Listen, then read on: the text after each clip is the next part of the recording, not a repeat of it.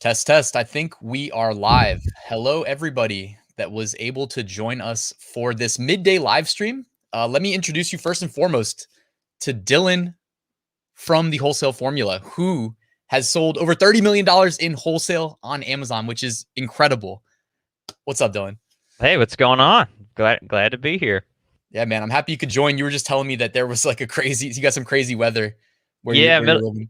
yeah. I imagine a lot of people that are watching the ice storms coming through the middle of the country, and that's where I am, middle of nowhere, Kentucky. Uh, you know, born and raised here, pretty much. So, yeah, we're experiencing some crazy weather right now. But so if I disappear, you'll know what happened. Got it. Yeah, if you disappear, man, I'll see if you can come back. If not, I'll take the reins for a little bit. But I do appreciate you taking the time to be here and just kind of let my audience. By the way, everybody that's here been saying where they're from. It's crazy. We have a global audience. I see hello from Moldova, Morocco, Southport, Dubai, Romania, the Bahamas. I know I saw somebody from Germany, someone from Vegas. Man, it's crazy. Thank you guys for being here. Hopefully, this was a good time of day. I know it's weird for me kind of getting started this early, but glad you guys could make it. And yeah, I'm just going to give you a quick background on my Amazon journey. So I started late 2016. I was working as a web developer 9 to 5 and actually teaching web development. So I was making decent money, but I always had that dream of passive income, that would set me free to travel more, especially since I met my girlfriend around the same time and she loves traveling. And man, she would always be in my ear that we weren't traveling enough. And in my mind, I was always stressed over vacation. Do I have enough days? And, man, I don't miss that stress. And selling on Amazon really set me free. When I started, I did FBA private label. And, I've shared my story publicly, but I paid somebody $2,500 to teach me how to do it because I could not figure it out on my own. And I pride myself on being pretty good as like a problem solver, but the rest was history. Like when I made that investment in myself, I was confident that like, no matter what, I'm going to be successful. And man, what is your wholesale roots? What's the roots of your story? Yeah, we've talked about it before, man. It's so crazy that our stories are like the same. It's so wild, because we're like similar age and everything. So, I didn't go to college or anything like that. I did really bad in high school, and so I couldn't even get into college. You know what I mean? Definitely couldn't afford it. And even if I could afford it, they wouldn't have let me in. So I had to go to community college, took some IT classes, and I did get a job. I was able to land a job also in web development. Okay. And I thought I had made it. You know what I mean? Like I was making $40,000 a year, and I was just like, yes, this is awesome. I have a career and a salary, and I'm making more money than I've ever seen in my life. And that was cool for like a year. And then after a year, it's exactly what you said. It just becomes, you're just like, man, this sucks. Like, Yeah. I don't have any free. I'm actually just, an indentured servant. Like, no matter how hard that I work, I don't make any extra money. I don't earn, like, I got all these other people around me that I feel like, there was no way I could be promoted. The only way I was Right. going to get promoted is somebody died, or like that was pretty much the only way. No, man, I can relate. No upward mobility. And so the first thing that I was just like, okay, I got to do something. I got to start making some extra money somehow. Because my wife, who's a lot smarter than me, she did go to college, and she had these giant student loan debts. So there had to be some way; those had to get paid somehow. Mm-hmm. So I started trying to figure out other ways to start making money, and I started the first business I ever started, if you even want to call it a business, the first hustle that I ever started, was I would buy whatever the deal of the day on tfury.com was, which was a t-shirt website where they just Dan's here. Sorry to yeah, interrupt you. What's up, yeah, Dan? this is my What's partner. up? This is my partner Dan. He's joining us too. There was a website called tfury.com where they would every day they would have a brand new one of a kind t-shirt that would only be sold for that day, and it would be sold for $10. And I would buy a few and then resell them on eBay like a week later for like $20. And that's how I got started making money online. But Dan here, he actually got started selling on Amazon, and a few years later brought me into the fold, and we started doing that. It was funny. Did you tell him have you told him the calendar about the calendar? No, that was another thing I did too to try to make some money. Is if anyone remembers the year 2012 and the whole Mayan calendar thing, that the world was supposed to end in 2012 because the Mayan calendar ended in 2012. Mm-hmm. I made a custom product. I made a custom calendar that was the Mayan calendar on the front. It said Mayan calendar 2012, and the pages were blank. It was just a blank calendar, and sold that, and We sold those on Amazon for you, if you remember. Yeah. So that kind of went okay, but yeah, Dan actually got me into Amazon, brought me over, we partnered, and started doing wholesale on Amazon, and so we'll get into it. What it is that we do and how we actually struck big and had success. There was a lot of we were making some money doing online stuff or selling on Amazon or selling it eBay or wherever, but it was just making money. We didn't have a real business. We weren't, it hadn't grown to the point now where we have a multi-million-dollar business and have made millions of dollars in profit. Right? We were just grinding along before wholesale. Right. But I do appreciate you taking time to break down I always like to tell it from the roots. I feel like more people by the way, we have 136 people watching right now. Thank you guys for taking time to tune in. Drop a like, by the way, if you're on Facebook or YouTube. Help the algorithm get this out to more people. But yeah, I always like to start with the beginnings because that's what's relatable. If we jump right in and say oh yeah, they've sold 30 million now after a few years doing it, it's hard to relate. There's a disconnect. So I appreciate you guys taking time to just go back to the roots, to the beginnings. Oh yeah. So I mean, what I like to start with is just some of the failures before we figured out wholesale. All the things that we did that didn't work. We did things like we tried to open a physical retail store, a games and comics store kind of thing. That didn't work. We tried to start an e-commerce website, like a Shopify site that sold My Little Pony collectible products, because we thought My Little Pony was going to explode. It was going to be the next Pokemon. We thought. I mean, it's so great. It has a collectible nature. I can talk about the whole idea behind it. So you still believes in it. I still believe. I'm going to resell myself, and we're going to start a My Little Pony business. But at the time, we were selling Rainbow Dashes and some of the out of print crazy stuff on Amazon for insane amounts of money. And then they released the Brony documentary, and I was like, holy crap, that's who's buying this stuff. And lo and behold, we started we started a My Little Pony website. It didn't go quite as well as I had planned, though. Yeah, didn't really work out. We tried private label, and that was interesting. We did private label, and our very first product was started really strong. It did really good. It was a hit it out of the park. Sold $250,000 worth of the product in the first 3 or 4 months. Wow. And then it just got destroyed. Do you know those instances where in retail arbitrage, I'm trying to sell 6 products or 8 in a lot of cases, right? Or 3 or 2 or whatever I find. And so, we weren't really good at editing listings and running ads, because you just don't need to be as a retail arbitrage guy. You just, there's no, I don't have to sell to sell 5 or 6 units. But so whenever people, we had Dylan's buying calendar. It's one of those things. It sounds silly, but it was creative, and we're really good at that kind of stuff. We're great at finding little product spots. But as soon as the competition caught up and it was well, this is a great product, we just got swallowed. Their product just ate us alive because they were better at making listings and marketing and all the stuff. Yeah, just got destroyed. Didn't know what to and just didn't know what to do. Didn't know how to fight that competition at the time. And so our first private label product started strong, and then just immediately failed. And then we tried a few more private label products because we thought, we'll figure this out eventually. And those were bad from the beginning. They never really even got off the ground. And so that kind of left us in this conundrum of feeling like failures a little bit, or we can't figure anything out. We don't know how to make this work, make this whole online selling thing work. And then, so we thought we would try wholesale.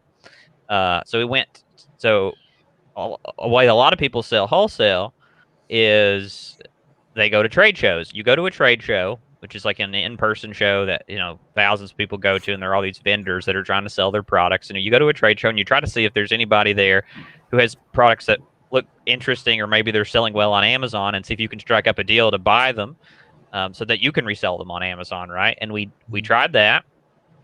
Found a good product that looked to be pretty good on Amazon.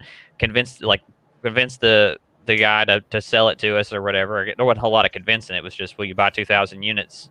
And we said yes, and he sold it to us, and it looked profitable. We were paying a good price, going to resell it.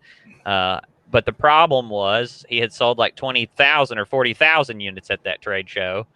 And so there were a bunch of other schmucks like us who had bought that product, and we all listed it at the same time. And so if anyone understands Amazon, when you do that, there's just no room for you to make any money. You're not getting any sales, and then everyone starts dropping the price. So that also didn't work. Our first attempt at trying wholesale.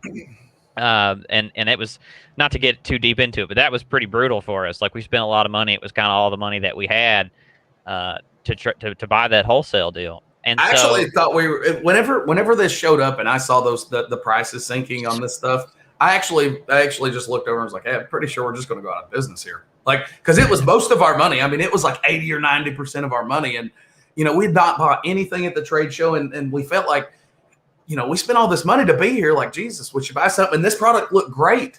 Like, at the time, it looked great. And then, it's one of those situations where you don't know what you look like until you get your picture took. And the product starts showing up, and it's like, oh, it's a disaster. It's like sunk cost fallacy. It's like, I'm here, I better buy something. Right. That is not. It's that's just like saying, if you're a poker player or something, I'm behind, I need to catch up. That's a terrible idea. It's just terrible. So that one actually tested us, and one of those. Whenever you own a business, I think there are those times where you get tested. It's like, we had to come up with a creative solution very quickly to stay in business. And what happened is we ultimately contacted some other wholesalers, distributors, and was able to work out a deal where we traded our 2,000 units of junk for, like 30 smaller piles of junk. And, it's easier to sell through smaller piles of junk. And that's what got us out of that situation. But, our foray into wholesale is a bloody affair. Yeah. So, trying to get into wholesale, we didn't know it at the time. We know it now, but we were trying to do it the wrong way. We were trying to do it the way that everyone else does it, which is, and some people have a little bit of success with that. No one has a lot of success with it. Not really. Trying to go to trade shows or work with wholesalers and distributors to find products that you can resell is really tough. The margins are really thin, and it's hard to find like really good best-selling products to get access to. And we didn't know it. That's how most people sell wholesale. So I'm going to show you something. I'm going to show you. While you're bringing it up, but you have to look at that wholesale dynamic for what it is, like the distributor and wholesaler model, like where what's going on there is it's a those people they just have to make a markup, and they don't care what they're selling. So they're the people who place the biggest orders typically win with wholesalers and distributors, and honestly, we just didn't have the finances to even be in that game, really. Yeah. So let me explain what ultimately we figured out that changed everything for us, and then I've been telling all the sad stories about how we failed a million times, and then I'll start telling the happy story, the story that has a happy ending where we sell $30 million on Amazon. So what you're looking at here are two models of wholesale. The top one is the version where we failed with, and that a lot of people do, and we think is really the inferior way to do it. And the bottom one is what we do now. So let me explain the differences between them. The top version of wholesale works like this, right? So a brand owner or a manufacturer, right? You see that looks like a little manufacturing warehouse kind of deal. The brand owner or the manufacturer, they make a product and they own that product, right? And then they sell it to wholesalers and distributors. And wholesalers and distributors sell it to retailers like Amazon sellers, right? That's how most commerce has always kind of worked in the world, right? Brand owners and manufacturers sell their products to wholesalers and distributors. Wholesalers and distributors sell to Amazon sellers. The wholesaler and distributor is a middleman who gets products sold for brands, who gets products sold for manufacturers, right? That's their job, is to get the product out to as many retailers as possible. And that works a lot. That model works a whole lot better for physical retail than it does for online retail, but it's always been what people are used to doing. What we figured out was like, wait, we don't need to use the wholesaler or distributor. We can, like, they're a middleman, they upcharge on the product, right? They have to make their cut, you know what I mean? Like, so I mean, they have a use in the marketplace, like Dylan said. I mean, in the physical retail space, a brick and mortar store can't carry 100 units of something or place all these individual orders with every account they have. So, like, they're definitely necessary in that level of commerce. Like, being able to choose 6 of this and 4 of that and 3 of this and kind of be able to stock your retail store is a great idea. But whenever you're on Amazon, we don't want to carry the bad products. Like, I don't want to carry things to fill out a line. I just want to carry, ideally, I just want to carry, the things that sell and do well. Yeah. So what we thought was, okay, I want to carry this best-selling product on Amazon or that best-selling product or brand on Amazon, and I want to be able to buy it as cheap as I possibly can. So how do I do that? And the answer, of course, is like it would be to buy it directly from the manufacturer, directly from the brand owner. That's the cheapest price that you can get is buying it direct, right? A direct source. And that's ultimately like what and it's Dan's genius that thought for us to do this and try this. It was let's pick products on Amazon that are best sellers, that are just like strong selling products, and let's see if we can't buy them from the source. Okay, so we tried this one time, right? Dan is like, okay, I've identified a best selling product on Amazon, and I'm going to just call them. I'm just going to Google the company and call them, all right, and see what they say, and Dan calls them. And what everyone had told us, now this ended up being not true. And the reason, and because you're thinking, a lot of people are watching this right now, like, why doesn't everyone do this? Well, you'll see in a second why everyone doesn't do this. But the reason we hadn't tried it yet is because everyone told us that to be able to buy from the manufacturer direct, to buy from a brand owner directly, you have to spend tens of thousands of dollars. They won't even entertain. They won't even entertain selling you product directly unless you're spending big money. Okay. And that's why a lot of people use wholesalers and distributors, because they can't spend $30,000, $40,000, $50,000 on an order of a product. Right. And so that's what we believe. We just believed people. People said that they seemed smarter than we were. We just believed them. It's really easy to believe though. Like think about it as an entrepreneur, we always have that kind of, complex where we always think that people wouldn't deal with us, right? I'm too small. Why would they deal with us? Why me? Or something like that. So it made sense. Like whenever somebody said that, it's like, I have no doubts. Why are they going to deal with us as opposed to just having us go to their distributors or whatnot? Yeah. So Dan calls and then they're willing to open up a direct account with us. And then Dan is like, he's getting to the part, he's starting to sweat. You can see he's bald. So, there's that sweat's dripping off his bald head. He's wiping it off, and he's like, all right, so what is your minimum order? And they say, it's $250. And it's like, oh, what? It's what? Mm-hmm. And it's like, okay, all right. So we knew we were just like, okay, this is it. This is awesome. And the price was good. And then it was like, it was $250, and they were like, and if you spend $500, we'll give you a 10% discount and free freight. And it's like, whoa, that's crazy. Damn. Yeah. And then so we're like, okay, this is awesome. We bought it, we resold it, like we were making great money with it on Amazon. And so we were just like, this is it. This is how we found our way on Amazon, right? And so we called the next company. And the next company we call, it does not go the same way. We got lucky on the first one, turns out. The next company we call, when we try to open up that direct account with them, they're like, we're not accepting any new Amazon sellers right now. We've got Amazon sellers. We're good. That's crazy, right? Like that's insane. They didn't want to take our money. I was literally standing right there, basically right outside the door, just flapping money at them, and they didn't want it. Yeah, and so called the second one, the third one, the fourth one. They all said the same thing. Every one of them was saying the same thing. We have Amazon sellers. We don't need any more. We like who we work with or whatever. And it was just that over and over. So then we had hit a wall again. We were like, dang, we thought we had it. We thought we had this figured out, just trying to buy product direct. But it's like they don't actually want to work with us. They say they already have Amazon sellers. It's like, so what? Do we just have to get lucky? Do we have to just call until we find someone who doesn't? Or like, how does this work? And then Dan one day has this idea. Like Dan starts to figure it out. Like he starts to understand, why are they saying no? Why do they not want to work with us? And this is the moment that literally changed everything and how we were able to build a multi-million-dollar business. So the next company, Dan, I'll just let you tell the story about the product. No, so we I'd started to figure out that on Amazon things sell a certain amount, regardless of who's selling it. Like if I'm selling a product and it sells 500 times a month and I don't do anything, I'm not doing anything special. And then Dylan comes onto the listing and he's not doing anything special. The product's still going to sell 500 times a month. We're just going to split some sales. Right. So, it started to make sense that they didn't want to just work with more people. There's no advantage to bringing people on. Now you have to, talk to multiple people and split your orders. And it really is kind of just inefficient. But But that kind of left us in that position where, those accounts are certainly more valuable. And there was one particularly that it's like, man alive, they really should just work with us. And it was a product I knew, like it was a supplement. I'd been taking it, and like I'd really researched a lot about the ingredients and everything. And I knew that this product was actually the best in the market, like, from a product perspective.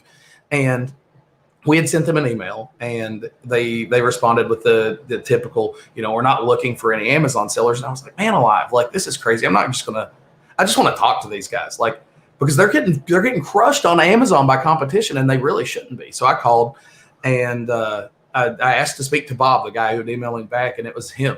He had answered the phone, and I was like, hey, Bob, I'd emailed you about selling your products on Amazon, and you guys had responded that you're not looking for any other Amazon sellers. And he was like, gosh. It's like, yeah, man, we're not. He was, and I was like, oh, I get it, man. I'm sure you get this call a bunch, and it's probably pretty frustrating. I was like, I actually use your product a whole lot. I love it. And started talking about some of the little details of the product, like what I liked, the fact that they used the specific ingredient, and more notably didn't use some ingredients. And he was like, oh, okay. And I was like, if you have like 5 minutes, I would love to just go over your Amazon, take you over to Amazon and show you a couple of things. Dan, I think we real might quick. Dan, it wasn't a hair growth product, was it? No. If it did, it just drastically failed, right? We went over to Amazon, and as he was going over there, as he was bringing it up on his computer, he was like, man, we work with like 2 of the biggest Amazon sellers on the planet, and I just honestly don't see what anybody else can offer. Like, that's why we never work with anybody. And when he brings it up, there's E-Tails and River Colony Trading. Both of those guys are monsters, $100 million plus companies. Yeah. Right. And I was like, those guys, they have every resource in the world. You're absolutely right. Like, that we can't offer you anything that they can't, but I just want you to check this out for a second. And I was like, open up a second tab and bring up this brand. And I was like, those guys, right? And he was like, of course, they're one of our competitors. And he's looking at his, and when he saw his product, he was like, yeah, that's our product page, or that's our product. And then when he brings up the other tab, he was like, wow.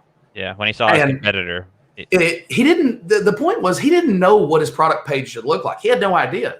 It was just a piece of Amazon to him.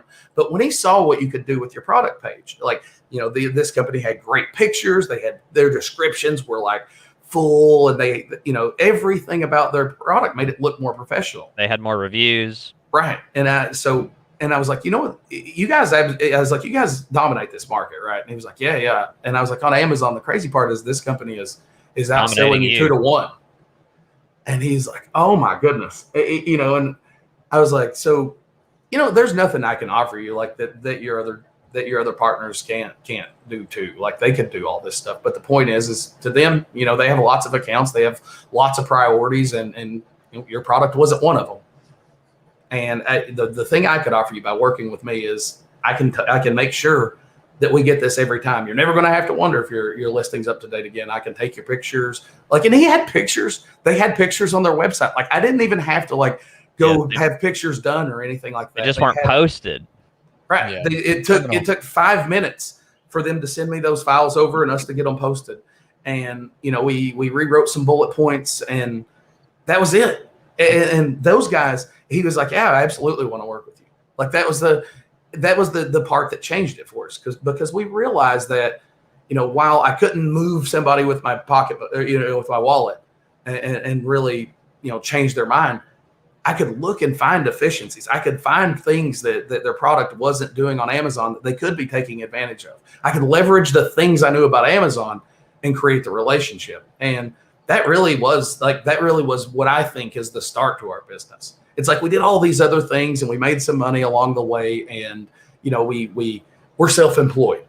But like, this is where we turned into a business because it gave us a sales mechanism, a way to win the game. Yeah. So basically what that means is once we figure that out, that, we can call almost any brand on Amazon, any product on Amazon, and show them how we can help them sell more units on Amazon by showing them like all these. Because if anyone ever shops on Amazon, you 90% of the listings are garbage, are straight trash. I can show plenty of examples of this. Actually, I will. Let me stop sharing, and I'll show some people some examples so that they can like really get this and really understand this. We just I appreciate you guys. Sorry, I was just gonna say, like, I appreciate that you guys found an edge in the business model. That's something that I'm always talking about. You know, I don't necessarily go and pretend to be the master of all things, but I talk about the e-commerce business models that I dabble in, and I always talk about like finding some edge that feels like justification for my time and effort to be spent there. And if I don't have one, if I'm doing it like everybody else is doing it, you know, we can spend our time doing anything we want. Maybe I should look for something else that I bring some personal expertise to, or like y'all found with wholesaling.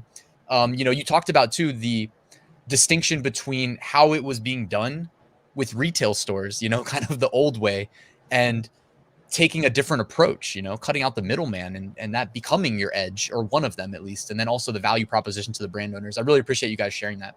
Yeah, and the great part about it is when you buy direct and you get that lowest that direct price, no one can really compete with you, like, because you have the best price. When you have the best price, you get all the sales on Amazon. That's how it works. It's kind of funny because, you know, one of the things we started realizing is, you know, it's whenever you're a retail arbitrage seller, it's always like you see the guy that just starts hammering people, like just takes all the sales and starts pushing people around. It's like, oh, what is that guy doing? He's supposed to be losing money, and no, he's not. He's got a much better price than you, and he's just squashing you out. That's what's going on. Yeah. And when we started doing that, it gave us the ability to be a bully. Yeah. Like, it gave us the ability to start being the pusher, so to speak. So I mean, just start dominating. And here's the really cool part in the evolution that where our business is today.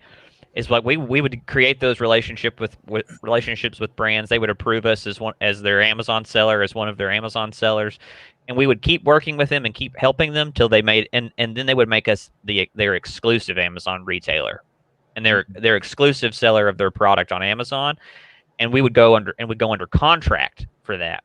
And then once you have a contract that says you're the exclusive Amazon seller for this product, you now have guarantee, like, that piece of paper, that contract is worth sometimes hundreds of thousands, if not millions of dollars now, because this is think of a big brand, a successful multi-million-dollar brand on Amazon. You're the only person even allowed to sell the product. All the profits flow through you. And so now our business has all these contracts of we are the exclusive seller of these products. So our business, we have about 11 pieces of paper. We have about 11 pieces of paper that are in total worth millions of dollars in our business now. If that makes sense for people out there, we have a very high value sellable business with those contracts that we eventually earn. Because I know a lot of people think like, well, you don't own the products you sell. It's like I don't need to. It doesn't matter. I own the ability to sell them. Right. In a lot of cases, in many cases, I don't want to own products. Like, I love owning. Yeah. Owning I don't have products liability. Can be liability, right? Yeah. I don't have I'm just the seller. I'm the seller, and then I build it eventually to where I'm the exclusive seller, and I control that Amazon platform for these brands. It's super valuable. So, and it's a huge win for them. Like, that's the thing is, bear in mind that a lot of these brands are going from have never had anybody care about them, and you see the down and dirty listings, and then they go to one of the brands that we worked with last year, literally 2x their sales. They've been in business for 50 years or something. 35. I think it's 35 years, and they've been on Amazon since 2010, and they 2x their sales. And it's like, it's not like a new product. And how did we do it? What we did is once we got the exclusive, we focused to make sure the listing was cleaned up and there weren't unauthorized sellers. And one of the big things that we worked with them to help them curtail some of the counterfeiting that was going on. Like that, that was a big problem, and that helped clean up their reviews. And then we fixed the listing and it started advertising, and it 2x their sales because it was getting attention. Yeah, and it can be super simple. It's just like, oh, they had counterfeiting going on. It's like, so we just reported. Can you just talk about for like a minute about the buy box for anybody watching that may not know how like you kind of compete for the sale? Yeah, so on Amazon, and I'll show this. We'll just we'll show it a little bit and we'll talk about it. I think that's a great way. And before we go any further, let's just stop and take a break for a second. I want to let everyone know, Dan and I are next week. We are holding for the first time ever a free 3-day training workshop, a 3-day live workshop. It's live, where we are going to be teaching exactly how our business works and exactly how we find and source products to sell and exactly how we land wholesale accounts. So everything we're talking about today, this is a high level overview, but imagine like a deep, intensive 3-day workshop. So Ryan has a link in the description area. Check it top out. of the description. I'm showing the page right now in case you guys want to sign up completely free. So take advantage. So just check out that in the description. You can sign up for our free training workshop, learn all about it. So make sure and do that. That's really important. And so anyway, let me pull up a screen share here, and Sure. I'm on Amazon right now, and I want to show everybody something. I think I'm sharing. Am I sharing? Let me. Not yet. Not. No, yeah, sorry, my bad. Okay, cool. I'm good now. There you go. So I'm on Amazon, right? So I want to ask you a question, Ryan. When you think hot sauce, what do you think the most popular brand of hot sauce is? And everyone in the chat, like what? Yeah, post your favorite brands of hot sauce. Right. When you think hot sauce, what do you think is like the most popular brand in the world? The first one that comes to my mind is I watch YouTube all day, and I'm thinking of that channel that does like the Hot Ones show where they get celebrities and they eat hot wings. So I always think of The Last Dab, although I know that can't be The Last Dab. Yeah. So like when I think of hot sauce, and I think a lot of people probably said this in the chat, I think of just like in every restaurant in America, when you sit down, there's Tabasco sitting there, or in every every grocery store. Texas Pete. Texas Pete, that's my favorite. Yeah, Texas Pete, Tabasco, Frank's, Sriracha. Yeah, those are all great.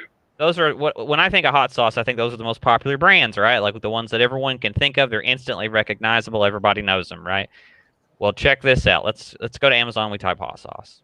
Cholula. That was another one. That's another one. I love Cholula. Yep. Cholula, yeah. So when I go to Amazon, I type hot sauce. These top 4 are sponsored. But I'm just going to scroll through real quick, and we'll look at the top results for hot sauce on Amazon. So let's see what we'll say. Look for the first time we see a Texas Pete, a Tabasco, a Cholula, something like that. So Truff is there in the number 1 spot. Steve-O's hot sauce, Secret Aardvark, Old Bay hot sauce. Okay. There's Cholula. There's a big jug of Frank's. Then we got Truff again, something called Extreme Regret. But like Texas Pete and Tabasco, where are you at though? Where's Frank's? Where are you at though? Only the big jug of there's Frank's. So we got some weird 2-pack. But like Tabasco and so there's Sriracha finally, way down here. It's like it's wild, right? Yeah, I wouldn't have guessed. Seriously, that's crazy. We still never seen Texas Pete or Tabasco. Right. Texas Pete and Tabasco, those are arguably, I would guess that those are probably the market leaders. The 2 best-selling in the world. Yeah, they got to be the 2 best-selling in the world, mostly because of in-store and grocery sales. But on Amazon, you can't even find them, bro. Yeah, can't find them. Good luck finding them. So, and they're actually on here. I mean, spoiler alert. It's not like we're. It's just their listings are terrible. They're not ranking for the right keywords and things like that. So yeah, you just gotta dig to page 11. Right. So, but think about that. Like how much potential, untapped potential does a Texas Pete have here that they're just not leveraging right now, or a Tabasco? Like we go to this Tabasco listing and look at this. So how does Amazon work? And we're going to dive real deep into this in that workshop. So make sure to seriously, if this is interesting remotely, you should have to be there. But Tabasco, like hot sauce, is I would go so far as to call it a common search phrase that you should want to rank for. They don't even have it in their title. Look, Tabasco original flavor pepper sauce doesn't even use the word hot sauce in the title. That's one of the reasons it doesn't show up for a term like hot sauce. That's hurting their sales significantly. You know what I mean? They're not showing up for one of probably the most highest used search term for their product. All the pictures are just this bottle with the plastic wrapper still on the top. It's just a low quality in case image. you missed the first picture, they just took another one and put it in the Dude, second one. Right? I might try to actually do something about this because my girlfriend's family knows I forget the name. It's like Mickelhenny. You can see it on the label. McKenny. Yeah. They know them. They have they actually like know them well. So I might be like, hey, let's go talk to them real quick because we got to fix this Amazon listing. And if they need somebody to exclusively represent them, I know a guy. Because this is embarrassing. Because let's go back to hot sauce, right? Let's go back to hot sauce and just type hot sauce and look who was in the #1 position. Have you heard of Truff hot sauce before, Ryan? No, I'd never heard of Truff hot sauce until I searched hot sauce on Amazon. Of course you haven't. I'm sure most of the people in the chat haven't heard it, but look at their listing. Look at these beautiful, cool bottle. Look at these cool, beautiful pictures showing the product actually being used on food, appetizing, get your mind going, more likely to buy. They've got a video of the product on there. This full title that uses the word hot sauce in it. That was pretty important. These rich, bullet points that describe the product. Great description with photos in the description. They've worked on getting a lot of reviews and that sort of thing, right? And then we go back to Tabasco and you just look at the listing in comparison and you're like, ugh. And like, this is way more expensive. This Truff hot sauce is way more expensive. It's way more expensive than Tabasco. So let's compare how much they sell. All right, this is the big thing. I'm going to use Jungle Scout for that. I think a lot of people know and use Jungle Scout. They recognize it. So Jungle Scout tells you how many times does this product sell a month? Well, this Truff hot sauce sells about 12,000 times a month, or does, $211,000 in sales per month. Why does it? Because it has a pretty decent listing. But Tabasco, the world's best-selling hot sauce that everyone on earth has heard of or tasted, how much are you selling? 1,300 times. Or how many dollars? Or $10,000. So right, got them 20x on revenue. Truff does. So what is it like? So the question is, do we believe that Tabasco could be selling $200,000 worth every single month? The answer is yes. It does everywhere else in the world except Amazon. The reason that it doesn't is because the Amazon listing is so screwed up. Tabasco, what they need is a good Amazon seller who will come and fix this stuff. But they don't. And this is not exclusive. The crazy thing is this is not exclusive to Tabasco or hot sauce or, this is all over Amazon. Give us another search term and I can find you a whole bunch of dirty listings. And for the vast majority, of people, whenever they're thinking about how would I fit into this or how would I get into this, and it's every time you see an ugly listing, you can be their hero. Like you have the opportunity to affect change. You have the opportunity to do something that all the other sellers before you haven't done for that brand. Yeah, and here's like a kind of a pro tip for people is you were talking about the buy box, Ryan. I wanted us to talk a little bit about the buy box. So this is the buy box right here, this area right here for product. And if you were to buy this, this is the seller that would get the sale, this Overland, sold by Overland. And the way that the buy box works, it just prioritizes really two main things. It's like, are you selling at Prime and who has the lowest price? And if you are selling at Prime and you have the lowest price, you've got control of the buy box. And if you're tied with that lowest price and you're selling at Prime, you're going to be splitting sales pretty evenly amongst those people. That's a really simple way to think about it and to understand it. So if you have the lowest price for a product because you're buying direct, you can get all the sales. If you're just tied with the lowest price, you're splitting the sales. So, it's easy to just kind of look at Jungle Scout and see how often it sells, and you can kind of figure out about how much. Now, we could spend a lot of time going deeper into that, which we will do at our workshop that you can sign up for. It's the description below, because we're going to go in super deep detail about how we source products. We're just got a short amount of time here today going over it pretty briefly, but that's how we can look at any product on Amazon and determine about how many units, how many sales that we could be getting. But this is just the way our business works. We identify these products and think about it. Like Tabasco, if we got this account, it's doing $10,000 a month in sales. Like, that's not bad. It's not bad. It just could be way better. So, like, a worst case scenario, if we work with them, worst case scenario, we fix nothing. You've got an account that is it can be doing $10,000 a month in revenue, right? Like worst case, you know what I mean? But we can improve it. We can improve it with some simple changes.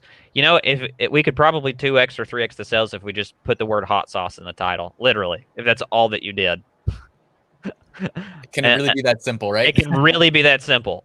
I've done it stuff like that many times. One of our brands, we used to work with a jerky company, and that was literally the case with them. Is they were missing some important keywords in their title, and that's all that I had to fix. It was a product that was selling like 6 times a month. I fixed the problem with their title. Literally changed the title. Yeah, changed the title and added all the keywords that were just missing because whatever idiot just made it a 4-word title or whatever. It went from, and this because this was a popular brand, it went from selling 6 times a month to selling over 1,000 times a month. Like literally almost overnight. It was like within a month it was selling 1,000 times a month, from 6 to 1,000, just because I updated the title. There's so many instances of that sort of thing on Amazon, because reality is most Amazon sellers suck, man. They just suck. They're just out there trying to just sell products instead of actually put in the work to blow this thing up. And that's just what we did. We were able to create these great relationships, talk to brands, help them, and just spruce up their Amazon listings a little bit, and then eventually turn these into exclusive relationships. Sold $30 million doing that, and there's nothing special about us. You know what I mean? Like we're just two dudes from Kentucky who are just willing to do that. So that can be anyone that's watching here. And we'll show you how to do it. If you come to that 3-day workshop, it's free. Link in the description there. Just sign up at Ryan's link and hang out with us, and we will show you how to find products on Amazon using our wholesale formula, which is we are literally teaching the whole thing, our wholesale formula for finding profitable wholesale products and opportunities that you could sell on Amazon. And we'll also be teaching and training all of the tactics that we use to try to land those accounts. What we say to brands, what is an email? How do we email them? Like when we call them, what do we say? And how do we convince them to work with us? And we'll show those to you so that you can do it too. There's millions and millions of products that you can like this that you can sell on Amazon. So we're not afraid to show you how to do it. That's path of least resistance too. You know, with private label, you got a little bit more work on your hands, a little bit more effort involved to protect your money, as you're gonna have to, go to the drawing board sometimes and kind of make your own products and figure it out as you go. And this is, especially if you land a brand that has brand identity, brand recognition, you might have your work a little bit easier. That's the thing is like with private label, you have to build your brand from scratch, right? With us, we are just selling stuff that's already a bestseller. Tabasco, that was a good example of like it's already selling well. It could be selling way better. You know what I mean? Like so, I get to start day one. I'm making good sales with a wholesale product day one because the product is already good. It's already good, and we are just working with the brand to take it from good or okay to great. What were you going to say, Dan?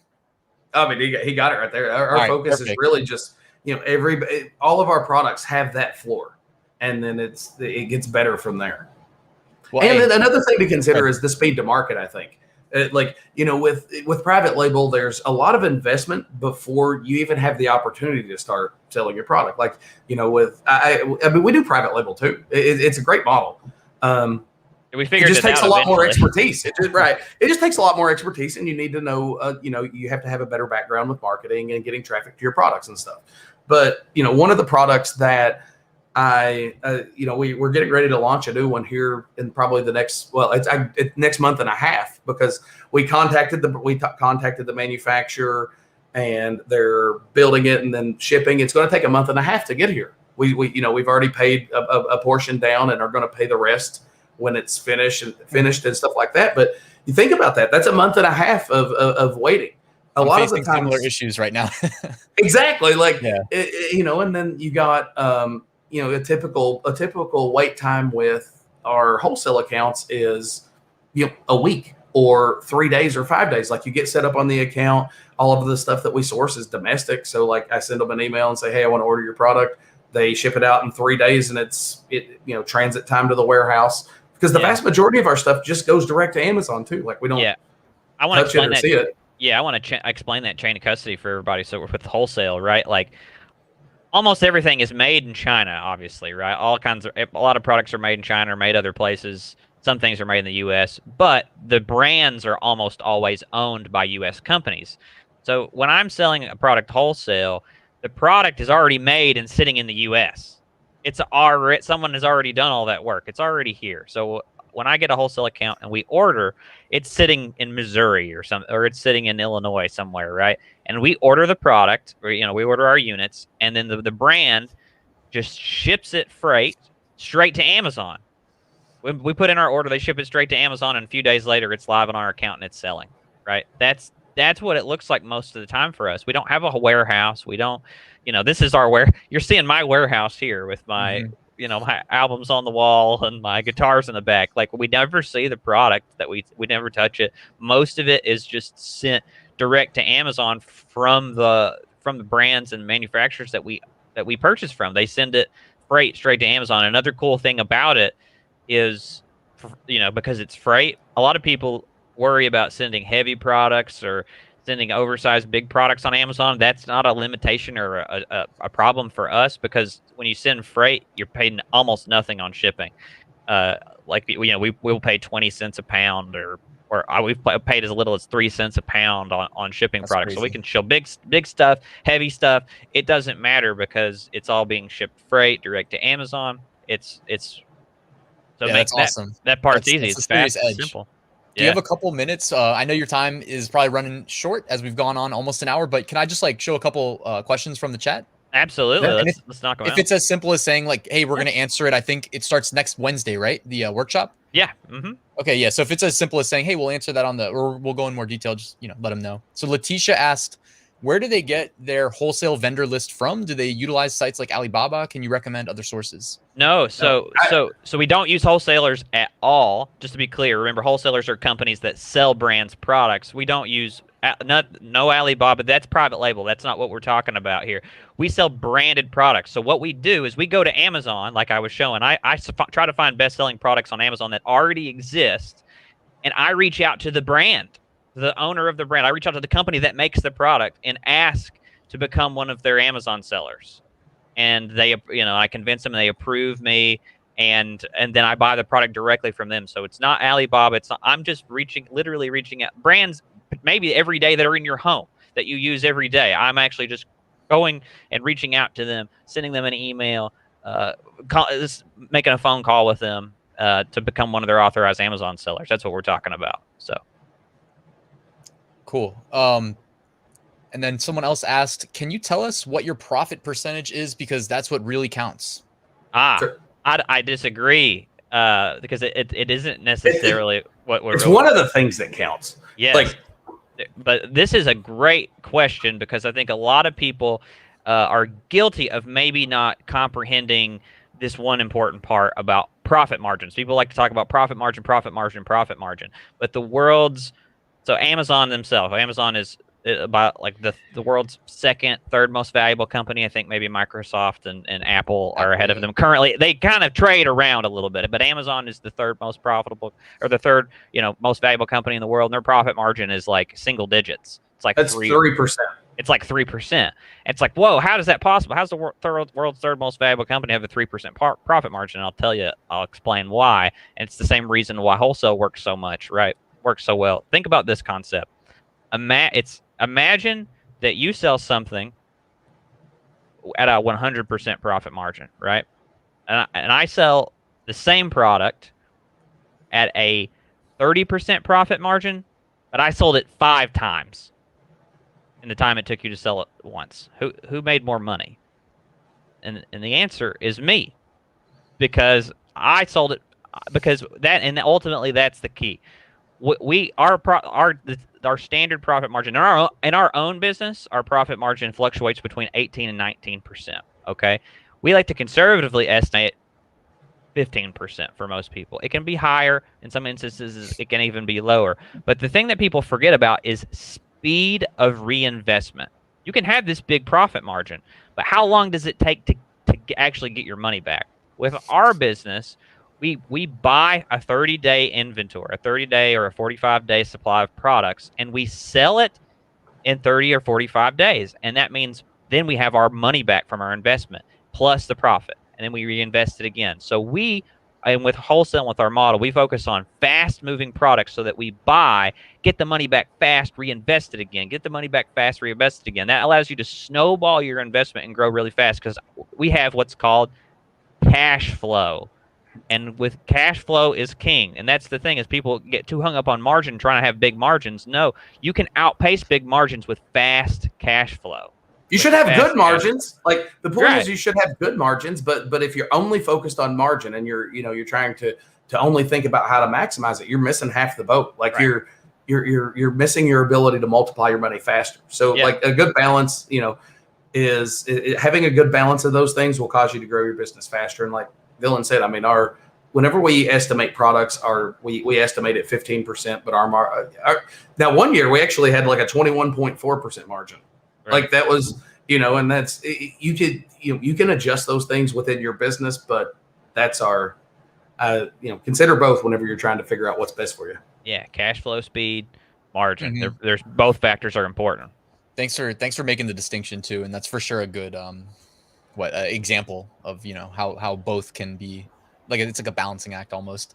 Someone asked real quick, if we can't make the wholesale training, can we get a recording?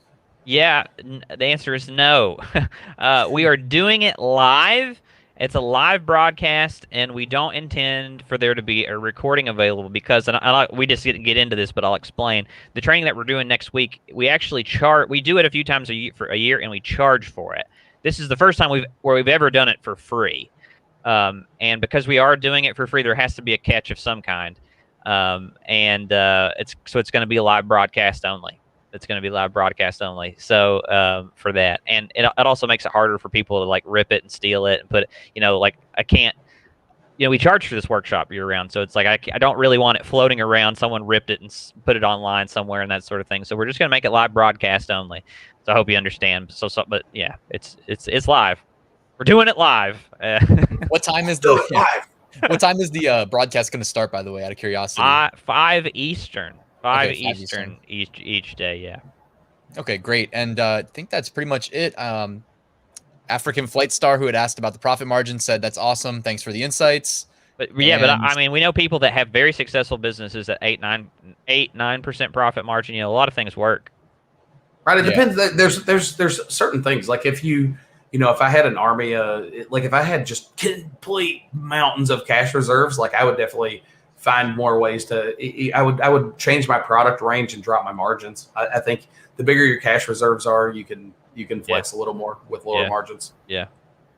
Great. And 2 more questions. So Kofi Sefo asked, what's the best way to start? And I'm assuming the answer in the short term is to try to attend the workshop next week. And then we're going to show you how to get started. We're going to show you, like, the best way to get started is to learn how to find products, right? How to identify them. That's one of the first things that we're going to teach at the workshop. And then we're going to show you how to land those. So it's just one step at a time. How do you find products? All right. Once I know how to find products, now how do I reach out to brands to get them to approve me, right? And that's just kind of the thing. Once you're approved, then it's just like, all right, now I just got to figure out how to ship in products to Amazon. But that's all really easy. Like, a lot of people anyone can figure that out, and we'll talk a lot about that, how you figure all that out at the workshop as well. So yeah, and you can do it from anywhere. Canada, that was the next question too. Australia, Japan. If you live in our business model, reverse sourcing wholesale, it works anywhere, right? Like, because the process is, you're just going to be reaching out to brands directly. So yeah, you can do it anywhere. If you want to sell in Europe, if you're from Europe, you want to sell in Europe. You're in Europe, you want to sell in the U.S. Works anywhere. It's all completely applicable to all marketplaces and all things. So yeah, works for everybody. Awesome. I think that's pretty much it. The last question I saw was like, how many products do you guys have live? Someone was asking. Sharon was asking. It's crazy because like most, you say this to like retail arbitrage people. I was talking to somebody who did retail arbitrage the other day, and I was like, how many products do you have live right now? And he said 11,000. And I was like, what? Like, that's so crazy. Like, how do you manage it? Well, I mean, at any given time, like to do, for our level of business, like we'll have between say 70 and 110 products, so it's not a ton. Like, a lot of the times we focus on carrying the best items within a line. And then as we start to develop that relationship and really, become more exclusive and drive up and change margins on the other products, that's how we grow our catalog. Yeah. Like one of our brands, we've got one of our brands has 40 products, about 40 products right now, right? So like we sell 40 different products for them. And then another one of our brands where we're exclusive, right? They sell one product in 3 different sizes. and they do like $3 million in sales a year, and we're the exclusive seller of that product, right? So it's like that like those exist, and those are really nice. That account that I'm talking about there, like they sell one product. That's just all they do is one product, 3 different sizes, comes in 3 different container sizes, and do over $3 million in sales per year with us as the exclusive seller, and it's very profitable. We have another line. We have another line where they make one product as well, and we sell a 1-pack, a 2-pack, and a 4 and 6, or 1, 2, 6 maybe. Yeah, and that one wholesale account, we earn hundreds of thousands of dollars in profit per year with it. Hundreds of thousands of dollars off that one wholesale account. That's awesome. I'm excited. I can't wait for next Wednesday. I'll be there for the first installment of 3 days. You said it's Wednesday, Thursday, Friday, right? Yep, Wednesday, Thursday, Friday. Yep. All right, cool. Well, hey, that's it. If there's anything left to say, now's the time. Otherwise, thank you guys for being here. Thank you, Dan. Thank you, Dylan. Yeah, awesome. If you guys register, sign up, we'll see you there. You'll learn what we believe is the best way. It was the best way for us anyway. I'll say that. I don't want to be totally like that, but it's what worked for us. So you will teach it in full. Yeah, I was just going to say, awesome meeting your guys, your community, and thanks for having us on, brother. Yeah, thanks everybody that showed up. We had like 200 concurrent live viewers across Facebook and YouTube at one point, and the replay will be left up. So I'll pin it to the top of the Facebook groups and keep it on YouTube. So anyways, thank you guys again. Links at the top of the description if you want to join. And that's it. Thanks. Thanks, everybody. We'll see you, Ryan. See you.